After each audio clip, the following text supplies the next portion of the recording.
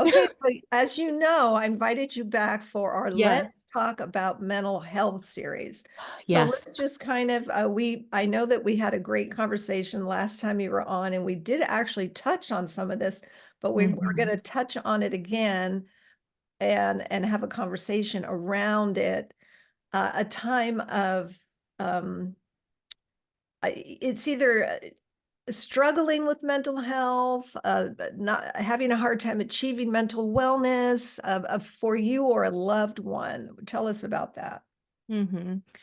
So I have been a caregiver, so the primary support person for my husband through mental crisis. We had Can you hear me? Okay. Yes, Okay. absolutely. We had almost a 2-year crisis period in Mm. terms of fighting for life and fighting against suicidality and suicide. And then we had a um, however many years later from that, another bout, another like suicidality relapse. So yeah. Now, and I do remember that from your story, and I wanted you to be Mhm. able to say it in your own words. Yeah. 2 years, I mean, on the one hand, it doesn't sound like very long, but on the other hand, it sounds like forever when you're in the Mhm. midst of this kind of battle. And I'm Yep. imagining battle might be one of the words that one would use to describe what it was that you went through, just a constant, everyday Yeah. battle. Yeah. And then when it came back that second time, were you I'm thinking if it were me, I would think, "Oh my gosh, I can't believe this is back. I thought we already Mhm. went through that." Did you have any of that? Um, so to go back to what you were first saying in terms of, probably having to walk through it, you say almost 2 years, but then when you're walking through it, it can feel long.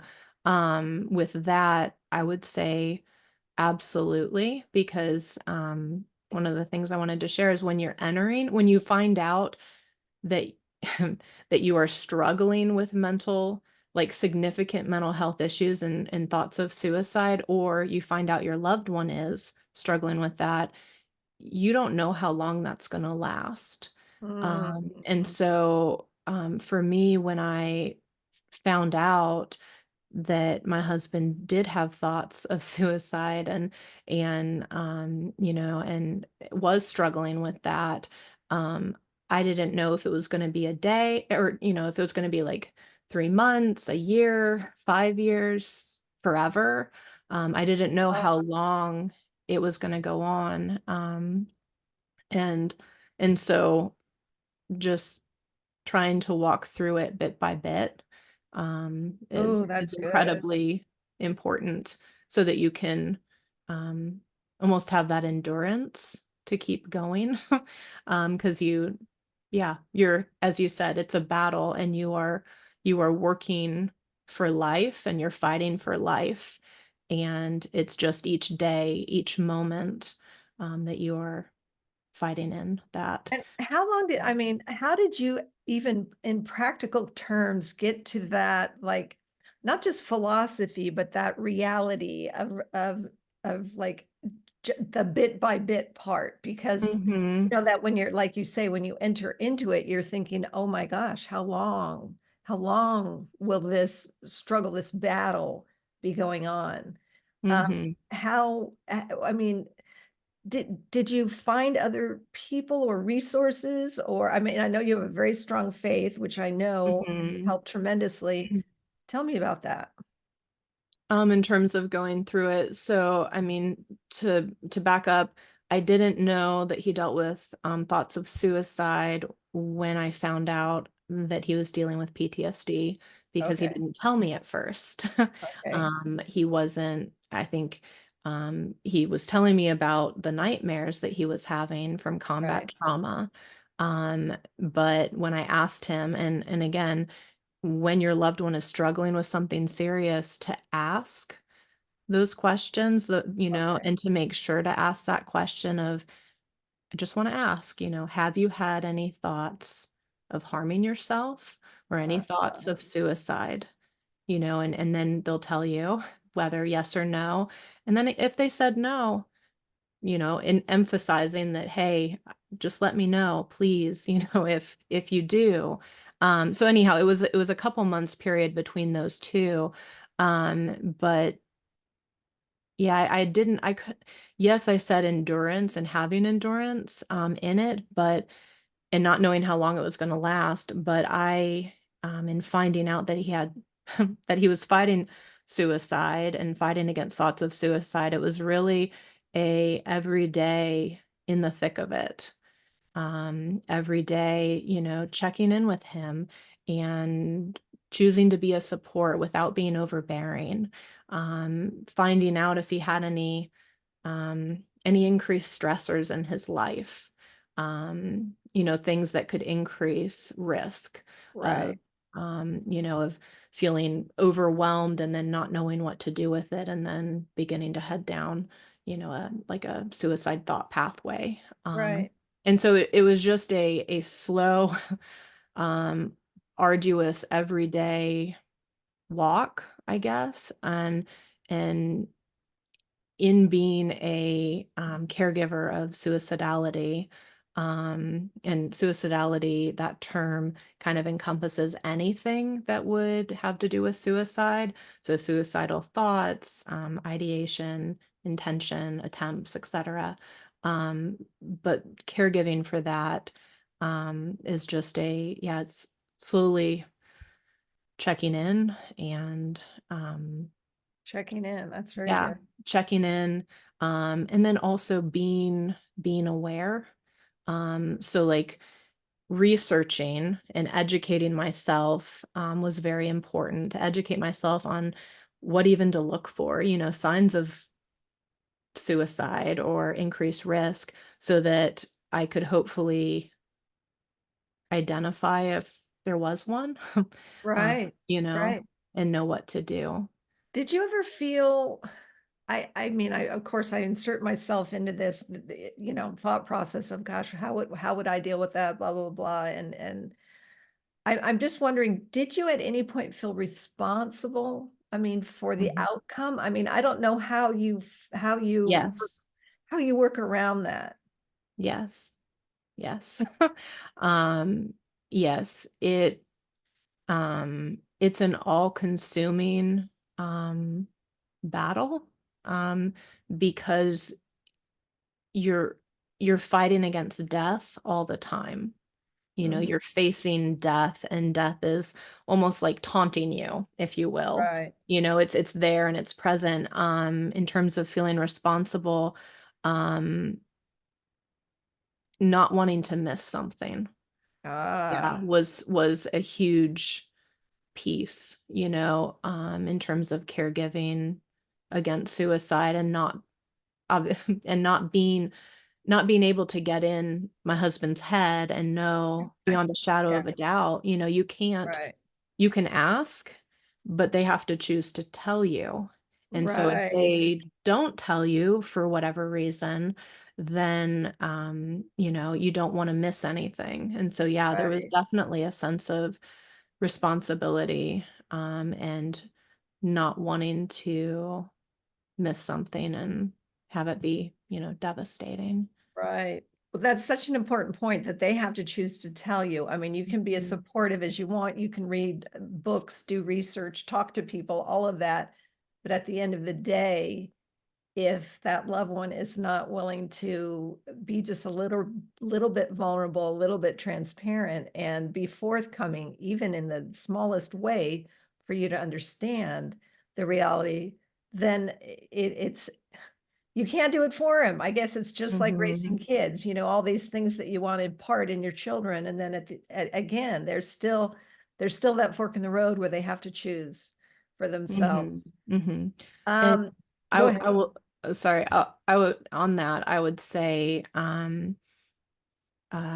for someone who is walking this path right now, working to keep trust present in that relationship, is key so that hopefully, sharing with your loved one how much they matter, and speaking words of truth and life into them, but then also trying to be wise so that you can keep trust present so that, yeah, like you said, they will hopefully choose to tell you if they are struggling.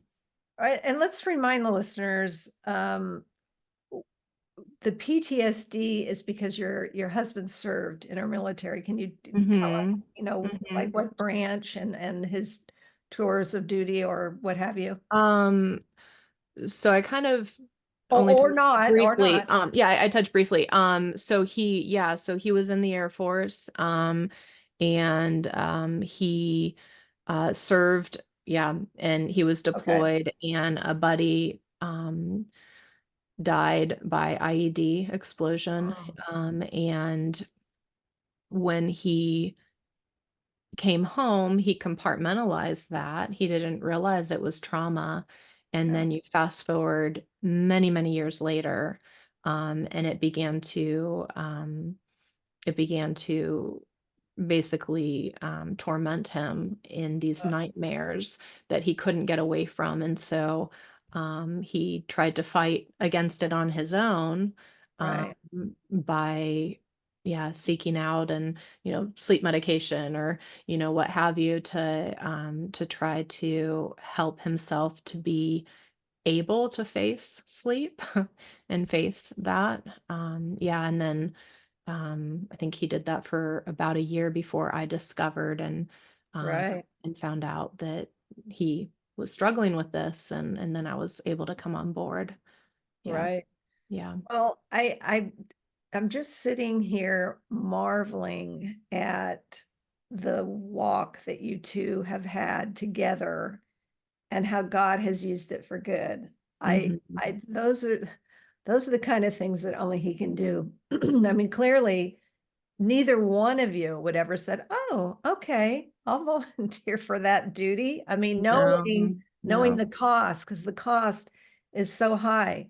And Hmm. while obviously we thank him for his service, for anybody and everyone who serves in the military to protect us, it does come at just a horrendous cost. And, in our lifetime and prior to our lifetimes, the world wars that have been, Hmm. there wasn't much talk Hmm. about what in those days the men went through. And, Hmm. they just came back. And I think a lot of times they drank a lot. There You was, yeah, yeah. Well, and alcohol. And there are so many other things that we use as negative coping strategies, if you've heard that Right, term. Yeah, because you don't know how to handle all the emotional pain or whatever it is. And so then you turn to something, and it can be food, exercise, sex, right, workaholic, filling your schedule with everything so can't see, you know, right. can't face it or what have you. But yeah, Well, alcohol. and it makes Yeah. a lot of sense for the human psyche in a way that he did compartmentalize it. Like, okay, I'm going to put all, it's awful, and I'm going to put it all here. Mhm. I'm going to tuck it away here. I mean, it makes sense in terms of survival, but then it doesn't make sense in terms of you didn't process it. You just put it away in a drawer. Well, and with that, so trauma, and it's not even where you would be actively, consciously putting away in a drawer. With trauma, it is going to be stored in the limbic system, where Oh, subconscious thought is, specifically in the amygdala and hippocampus. And so it's stored where emotional memories are. And so, like, you can't even access those trauma memories. So, mhm, then for him, when it came up as nightmares, his his subconscious was beginning to bring it out, if you will. Yeah, right, you have to acknowledge, you have to acknowledge right. this, you have to face it. But yeah, I, through all the caregiving and different emergencies and whatnot, and I think we talked about this last time, but I also had trauma. And I also have PTSD. And so, it's you're caregiving and you are doing all of this, and then sometimes there is significant impact on you also. Well, it makes perfect sense, really. I mean, it's sort of too much, really, Mhm. and Yeah. yet somehow you have, when I say get through, I know that you're not done, that it's an ongoing thing. I just really want to highlight, um, I'm starting to feel emotional just even thinking about Mhm. this, but how you have taken all of this tragedy, all of this pain, all of this struggle, and you've turned it into helping others. And to me, that is the ultimate sacrifice and sense of duty, that you would then take all of that and want to serve other people with the knowledge and experience you have. Tell us how you are doing that. Well, I wouldn't have chosen to do it by myself. I'm a very private person, and God called me out of that. And he's basically in terms of my blog, choosejoyinthemidst.com, he gave that idea to me, and it was like, Lord, I'm not a writer. I'm a private person. And so then, I knew that God I've seen miracles happen, and I knew our story wasn't just for us, but I didn't know when that would be able to help others, what we've walked through. And so it's been a slow kind of surrender process for Mm, me, of surrendering my comfort in terms of choosing to be vulnerable, choosing to be authentic, choosing to share about my pain, share about our story. We had to get to a more healed place for both of us. mhm. We both walked through a lot of EMDR therapy, which is specifically targeted for like trauma and yeah, lots of it can be targeted for other things too. But walked through healing, not that we're fully healed, but Right. in a better place, and have grown and learned so much along the way, that we're finally at a place where, well, and I know I've shared it with you, but where I am now able to begin to share it in my book, Mhm. yeah, for which is for the caregiver of mental crisis. Okay, Um, so tell us the name of the book, because you know what? oh, That this is yeah. part of why I do this, truly, is to talk to people who it just sounds so silly to show up as you, but it's true. I mean, you are coming on as Amber, somebody who's been through a lot, and you now want to not just impart, but then also, inspire and help others with this grievous thing that you've been through. Yeah. Um, So the book is for caregivers. it is, yes. My book is written for me back then. Um, I Yeah. wish I wish I could have had the words that I have written. I'm right now I'm at the stage where I'm editing what the developmental editor already looked at. So the book will come out next year, I think spring 2025.